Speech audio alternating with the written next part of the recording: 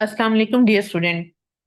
आज के लेक्चर में बच्चों हम बात करेंगे nursed heat theorem and its application की।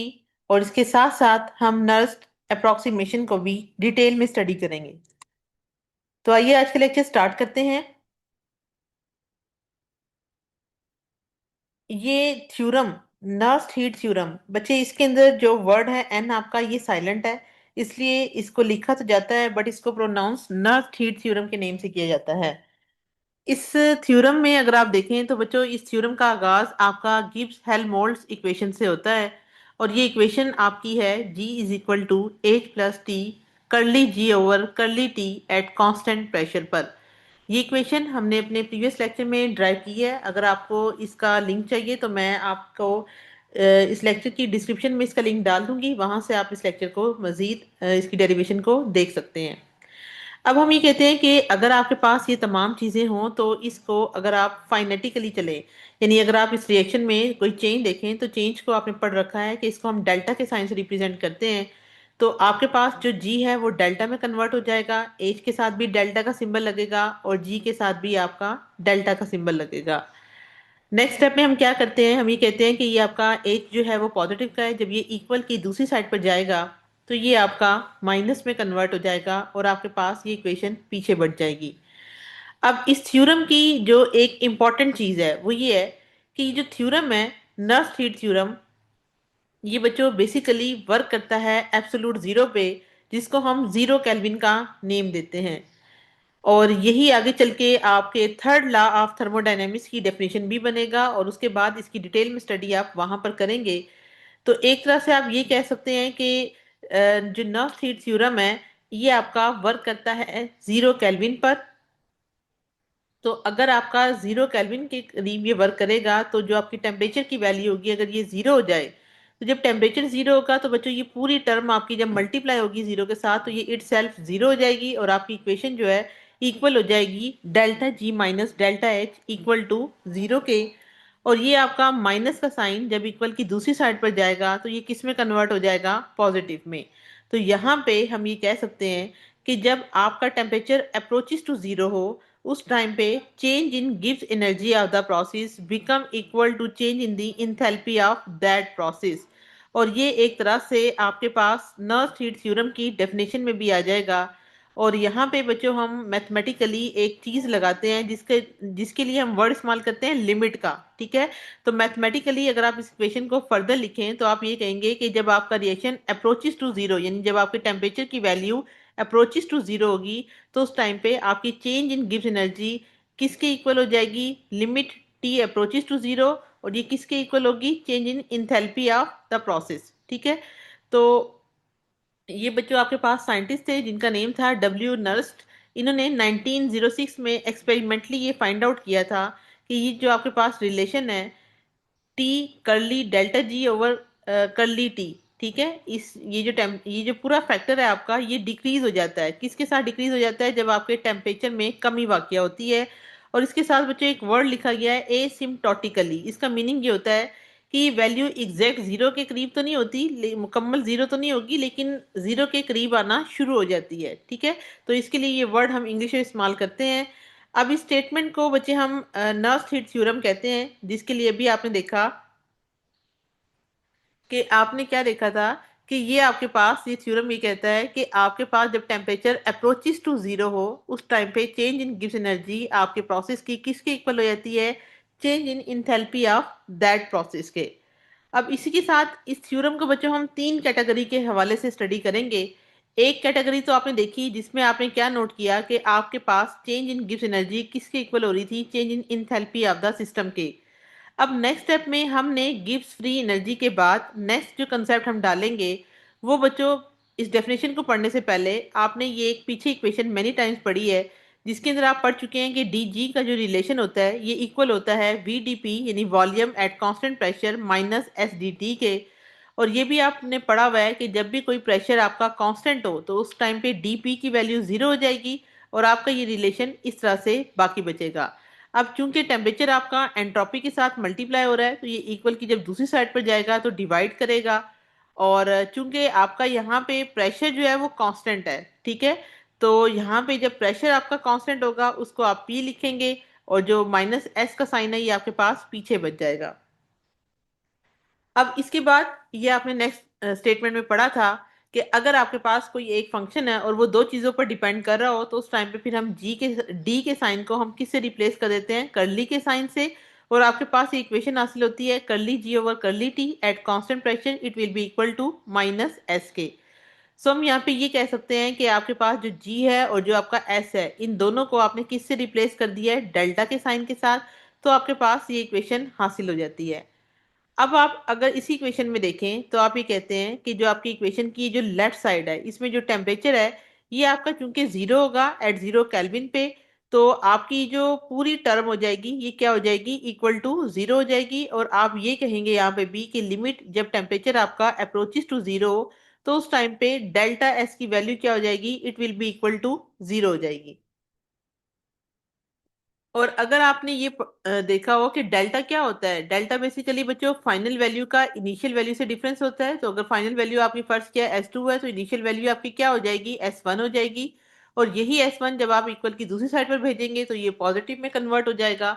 और उस टाइम पे आप इन सिंपल वर्ड्स में ये कह सकते हैं कि इसका मतलब ये हुआ कि जब आपका टेम्परेचर अप्रोचेस टू जीरो होगा, तो उस टाइम पे आपकी एक एंट्रोपी की वैल्यू दूसरी एंट्रोपी के इक्वल हो जाएगी। और यहां से हम इसकी डेफिनेशन बनाते हैं नर्स-हीट थ्योरम की एक और, कि there is no change in the entropy of the system, के सिस्टम की एंट्रोपी चेंज नहीं होती जब आपका प्रोसेस एब्सोल्यूट जीरो की विसिनिटी में आ जाता है। यानी वैसे विसिनिटी का मीन क्या होगा कि इसके करीब करीब, यानी एब्सोल्यूट जीरो तो एग्जैक्टली जीरो केल्विन के इक्वल है।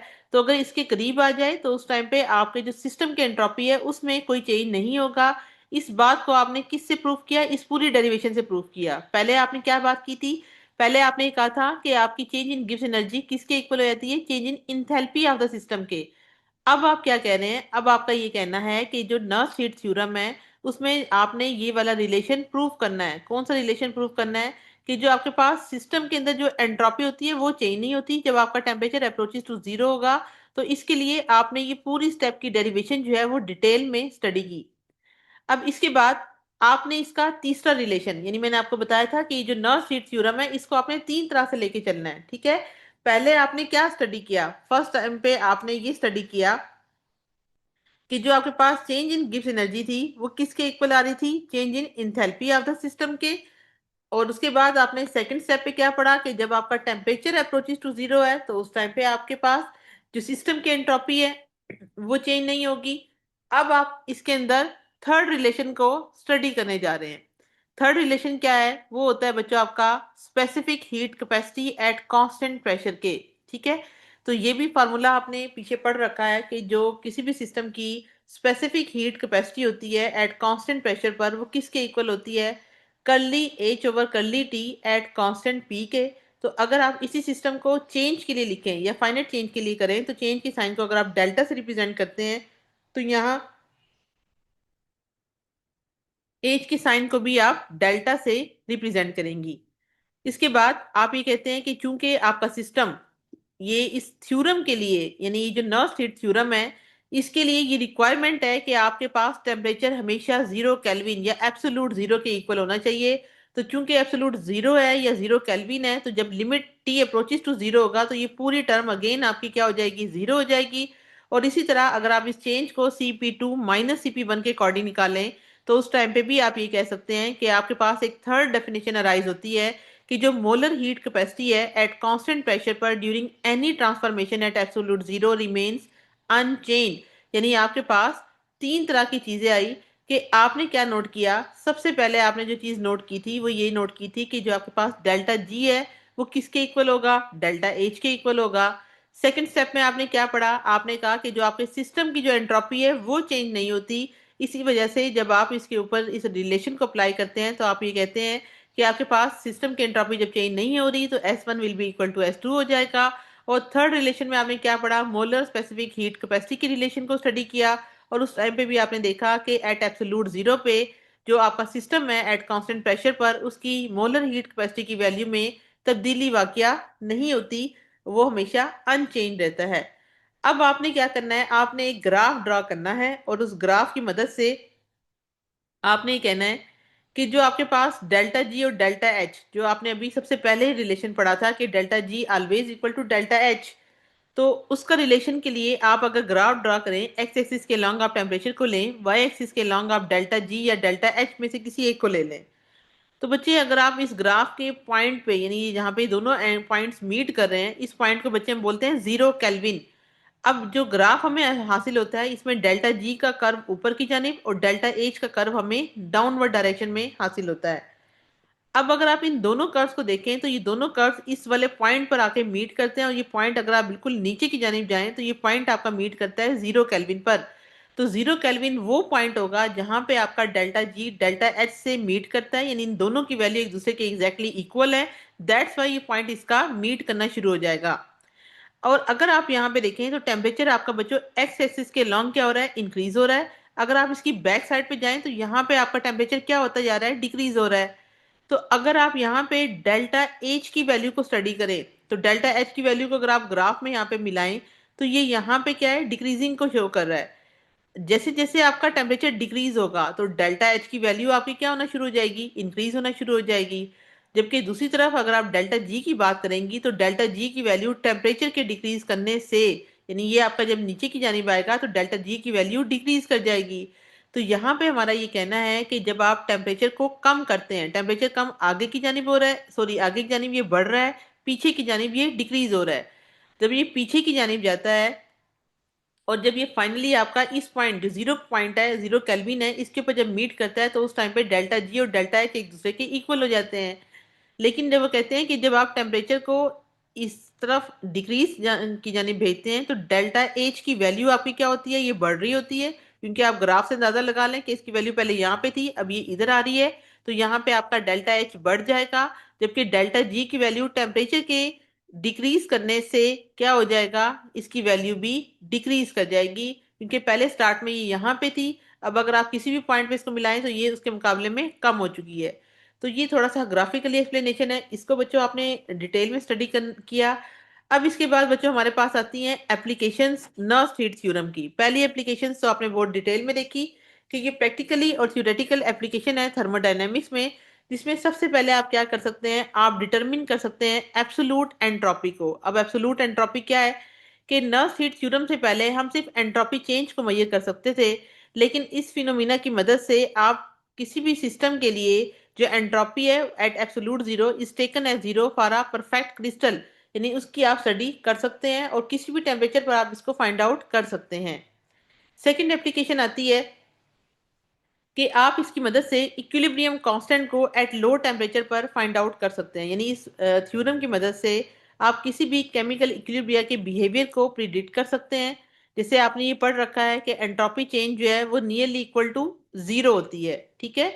जब आपकी एंट्रोपी जो है वो जीरो के इक्वल होगी तो उस टाइम पे फ्री एनर्जी चेंज डिपेंड करती है mainly on enthalpy of the system पर, ठीक है। तो यही आपने पढ़ा था पीछे रिलेशन कि जब टेम्परेचर अप्रोचेस टू जीरो तो उस टाइम पे आपकी चेंज इन गिब्स फ्री एनर्जी किसके इक्वल होती है, change in enthalpy of the system के। तो इस डाटा की मदद से बच्चों आप इक्विलिब्रियम कांस्टेंट को डिटरमिन कर सकते हैं। इसके जरिए आप ये स्टडी कर सकते हैं कि लो टेम्परेचर पर कोई भी रिएक्शन के होने के चांसेस हैं या फिर नहीं है। थर्ड इसकी एप्लीकेशन आती है बच्चों equality of heat capacities at absolute zero. ये अभी बच्चों आपने इस रिलेशन में ये वाला थ्योरम पढ़ा था कि जो हीट कैपेसिटी है वो रिएक्टेंट की हो या फिर प्रोडक्ट की हो, वो जीरो केल्विन के ऊपर क्या हो जाती है, बिल्कुल एक दूसरे के इक्वल हो जाती हैं, ठीक है। इसके बाद इससे हमें ये जो इक्वेशन है ये हमें सिंप्लीफाई करती है थर्मोडायनेमिक कैलकुलेशंस को नियर एब्सोल्यूट जीरो पे। इसके बाद बच्चों ये जो हमारे पास नर्स हीट थ्योरम है ये बेसिकली बेसिस बनती है, ये बुनियाद बन जाती है थर्ड लॉ ऑफ थर्मोडायनेमिक्स को, जिसकी आप डेफिनेशन अभी आगे पढ़ेंगे तो तब आपको क्लियर होगा। अभी आप सिर्फ इतना याद रखिएगा कि ये थ्योरम हमें आगे चल के कहाँ पे हमें लीड करता है, थर्ड लॉ ऑफ थर्मोडायनेमिक्स की जानिब। और उसका ये कहना होता है कि जो एंट्रोपी है किसी भी परफेक्टली क्रिस्टलाइन सब्सटेंस की वो एट एब्सोल्यूट जीरो पे उसकी वैल्यू हमेशा जीरो होती है, यानी टेम्परेचर कम होगा तो सिस्टम के अंदर जो एंट्रोपी आ रही है वो भी जीरो होगी, क्योंकि ये भी आपने डिटेल में पढ़ा। इस लॉ का जो फंडामेंटल है ये लॉ बुनियादी तौर पर स्टैटिस्टिकल थर्मोडायनेमिक्स में और लो टेम्परेचर फिजिक्स के लिए इसकी खास एप्लीकेशंस हैं। इसके बाद बच्चों इसकी पांचवी एप्लीकेशन आती है कि ये जो हमारे पास थ्योरम है जिसके अंदर आपने पढ़ा कि ये एंट्रोपिक कंट्रीब्यूशन जो है वो निग्लिजिबल होता है at a very low temperature पर। यानी उनका ये कहना है कि जब टेम्परेचर बहुत कम होगा तो ये वैल्यू जो है वो जीरो के इक्वल होगी, तो उस टाइम पे delta G nearly equal to आपका एच के इक्वल हो जाएगा। तो एंट्रोपी चेंज जो है इसकी आप डिटर्मिनेशन कर सकते हैं फ्री एनर्जी चेंज की eight a very low temperature पर। इसके बाद बच्चों आपकी जो कोर्स आउटलाइन है उसमें एक और वर्ड लिखा गया था, that is the nurse approximation. तो बच्चों नर्स अप्रोक्सीमेशन कुछ भी नहीं है, ये वही नर्स हीट थ्योरम ही है। ये आपका वही चीज है, बस इसको थोड़ा सा मैंने अलग करके किया है कि अगर ये आपका टॉपिक सेपरेटली आता है तो आपको पता हो, तो ये उससे डिफरेंट नहीं है। और अगर ये पेपर में आता है तो आपने ये कहना है कि ये वही इंपॉर्टेंट कॉन्सेप्ट है जिसको हमने किससे ड्राइव किया था, फ्रॉम नर्स हीट थ्योरम से। और ये क्लोजली किससे रिलेटेड होता है, to the third law of thermodynamics के। और इस थ्योरम के अकॉर्डिंग आप ये कह सकते हैं कि जब आपका टेम्परेचर अप्रोच करता है एब्सोल्यूट जीरो के, तो इस थ्योरम में, इस अप्रोक्सीमेशन में आपने चेंज इन एंट्रोपी की बात करनी है। इसके अंदर आपने हीट कैपेसिटीज की बात नहीं करनी। इसके अंदर आपने delta G nearly equal to delta H इसकी बात नहीं करनी। इस थ्योरम में या जो नर्नेस्ट नर्स्ट अप्रोक्सीमेशन है इसके अंदर बेसिकली आपने change in entropy of the system की बात करनी है। और इसके अकॉर्डिंग आपने ये कहना है कि ये जो अप्रोक्सीमेशन है ये फर्ज करती है कि अगर आपके पास लो टेम्परेचर हो तो एंट्रोपी चेंज किसी भी रिएक्शन की वो इतनी कम होती है कि आप थर्मोडायनेमिक की कैलकुलेशन में उसको इग्नोर कर सकते हैं। जैसे कि आपने ये गिब्स फ्री एनर्जी की इक्वेशन पढ़ रखी है। तो अगर आप ये कहें कि टेम्परेचर आपका अप्रोचेस टू जीरो है तो डेल्टा एस की value nearly equal to zero हो जाएगी। और उस टाइम पे आपका delta G almost equal to delta H के इक्वल होगा। तो इस अप्रोक्सीमेशन को हम पर्टिकुलरली यूजफुल होता है ये अप्रोक्सीमेशन किसके अंदर, केमिकल थर्मोडायनेमिक्स में, क्योंकि इसके जरिए साइंटिस्ट जो है वो एस्टिमेट लगा सकते हैं गिब्स फ्री एनर्जी चेंज का directly from the thermal data without needing precise entropy value, जो कि आमतौर पर एंट्रोपी की वैल्यू को कैलकुलेट करना या मैयर करना हमारे लिए मुश्किल होता है। तो ये बात इंपॉर्टेंट है कि जो नर्व्स अप्रोक्सीमेशन है ये सिर्फ और सिर्फ कहाँ पर वैलिड होती है, at a very low temperature पर। And it may not hold true at higher temperature where entropy change becomes significant. बुनियादी तौर पर ये एक सिंप्लीफाइड बट पावरफुल टूल है जिसके जरिए आप relationship between energy and temperature in a chemical process में इसकी हम स्टडी कर सकते हैं। तो अगर पेपर में एग्जाम में सिर्फ आपको नर्स अप्रॉक्सीमेशन आ जाए तो आप बेशक यहाँ से स्टार्ट कीजिएगा, लेकिन इसमें जितनी भी कैलकुलेशंस हैं वो आपने सारी की सारी इसके अंदर लिखनी होंगी। ठीक है, उसमें बेशक आप ये हीट कैपेसिटी वाला पॉइंट ना लिखिएगा, लेकिन बाकी पीछे से जो है ये जो आपने एंट्रोपी वाला पढ़ा है उसकी डेरिवेशन को आप अगर इसमें ऐड कर देंगी तो ये आपके लिए बेटर होगा। तो बच्चों आज का लेक्चर हमारा यहीं तक था।